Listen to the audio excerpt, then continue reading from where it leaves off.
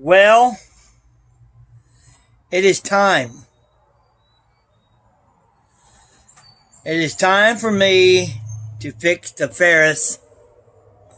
72-inch Ferris. All you have to do is you come over here and you unhook the cable lines, which is a mere one screw each. Not a big deal. Ordinarily, you have to take the bolts off, but you don't have to do that because the bolts are all broke, see? Just broke. Now, besides that, you come over here and you unhook the lines here, the gas lines. Really, honestly and truthfully, half a dozen lines and you're through with it. It's might be 10, 15 minutes work. Now that I got the choke and the throttle cable loose, I'm going to pull those. There's a little tie here to kind of keep the cables together away from the engine. I'm just going to pull them right out there through that. Put them to the side.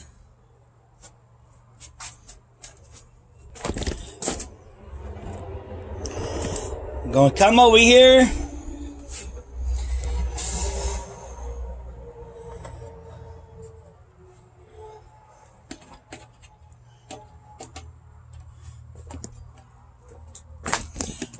Now right here's the fuel line.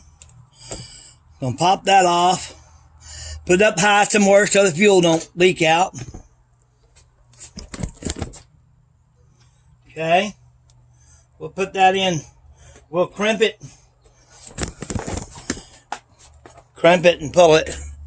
Put it right there in that little hole. We're just gonna unhook the battery.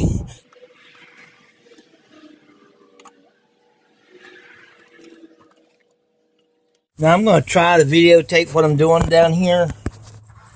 I don't know how well it'll take, but we're going to sit it right there.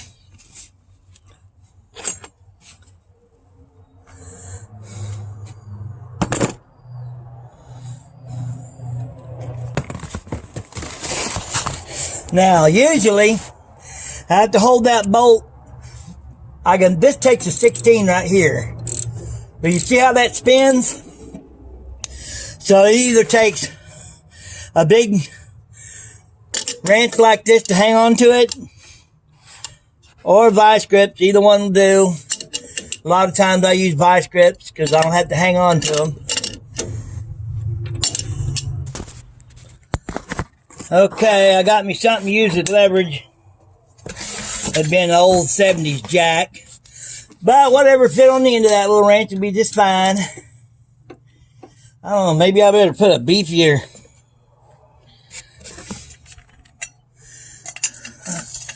Oh well, let's see what this here does. Oh yeah, look at that. Got it loose, baby. Oh Lord, that's tight.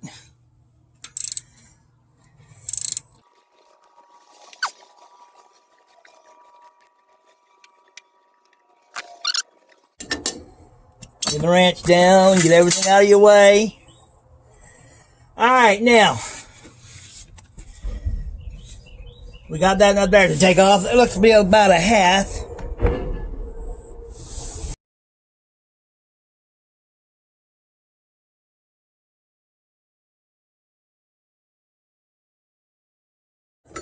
Now, this should slide down, but sometimes they get mega tight on there and they don't want to fall off, which can be a real problem.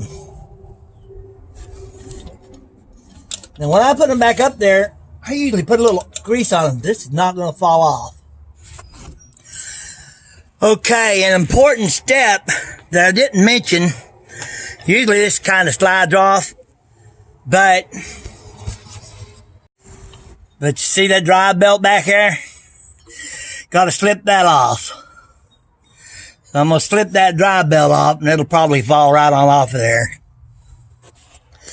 Okay, now I have the drive belt off. We'll see if that thing flips off.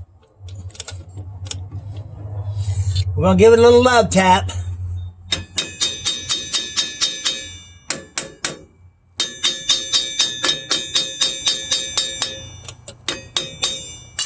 Just a little love tap. It's loose and it's wiggling. But it ain't coming off here for some reason. Okay. This has been a real problem to get off. So I locked the, put the vice grips on there, see if we can give it some downward tug. There you go. That took care of it, and I didn't have to beat it all up. Now, before I put it back up in there, I'll put a little grease around that. Okay, I've decided to put these wires over here out of the way.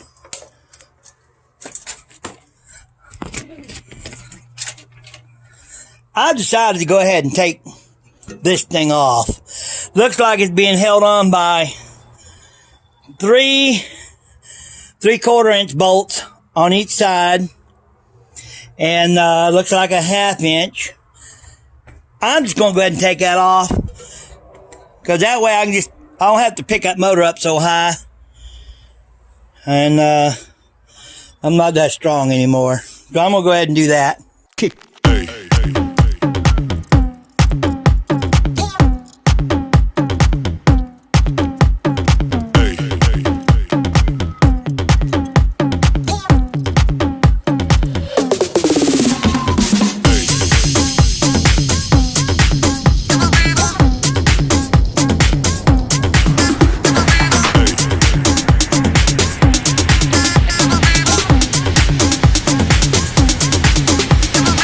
Everybody shake it, baby.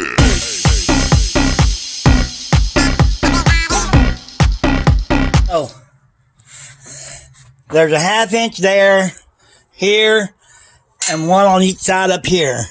And you know what? Ain't these handy dandy little T-bars handy? See, here's a 1/2 inch. This end here's a 1/2 inch, so I can use it to hold one end of that bolt. And them others were 3/4. This is a 3/4. I love my T-wrenches. The nuts are off of these, and the nuts off this other one. So it's ready to fall off. So I'm just going to pick it up so it don't fall on my toes. Take these bolts out, lay them down, and pull this right off. Right over here on the other side, I got to make sure I unhook the rest of the engine parts. These right here, all you gotta do is push them down and it loosens it. I have to unhook that starter wire right there. Okay, this in here, gotta take it off for sure. So that was the ground wire that came off of there. And the battery cable. Alright, now there's the positive battery cable. The other one's a negative. Drop this stuff off right here. Put this nut back on here so you don't lose it, because I have lost them. Now, make sure we're all loose. We've got one line here that's not loose. Looks like it's a airline. Pull that off. Pull it through here. Now I believe we're fully disconnected. Now, I used to be a man enough to pick that up. I don't know if I still am, but we're going to try it.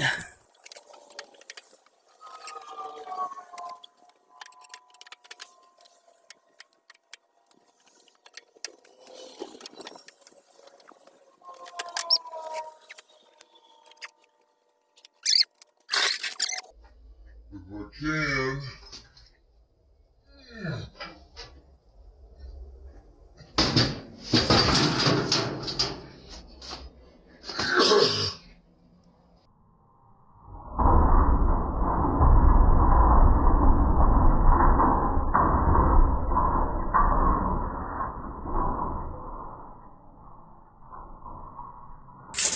That's heavy. I'm not the man I used to be. Now, what I'm going to do is I'm going to take this oil filter off of here. Drain that oil out.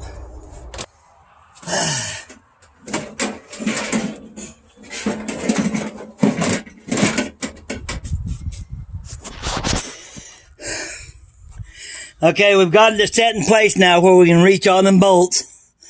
See what kind of damage we got. The problem with taking these bolts out is, you see on the other engines, the bolt went all the way through and you could see where it was at. Just in here, and you could put a bolt right down through there. But this in here, these bolts are broken up off in the engine. I dare not mess with that and make a mistake. Not looking good. Think I'm going to have to take this to a machine shop. Well, I thought I'd let y'all see what temperature it is here in East Tennessee.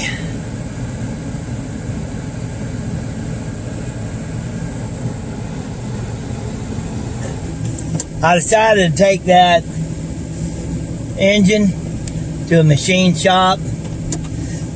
Fella feels very confident that he can get them bolts out. I didn't want to take a chance on boogering it up. I mean, I have some new drill bits and everything, and I was ready to go at it, but one thing I taught my children, when you get into stuff that requires skill, let someone do it that does it often. They know what they're doing. Whatever you do well. You have people hiring you to do your work, and you hire other people to do work that requires skill. Now that motor, with tax and everything, would have been about $3,000. I didn't want to take a chance on boogering that up. And this fella here, he said even if he was to drill into it and mess up the threads, he said he could actually put a sleeve up in there and it had the same threads in it. Now what I might do is ask him to go ahead and upgrade it to a larger size thread. But we'll see. I think upgrading it to a larger bolt size would be a kind of a good idea. But right now we're just gonna leave it the way it is and see what happens.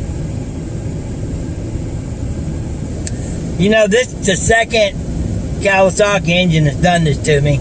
You'd think I'd be more diligent about checking the bolts. At one, the bolts kept working loose.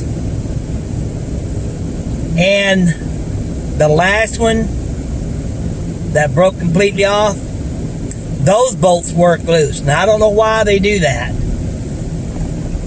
but I'm definitely going to be more diligent about checking and making sure those bolts are tight. Because what happens when they work loose, they'll sit there and they'll vibrate and they'll just break right off.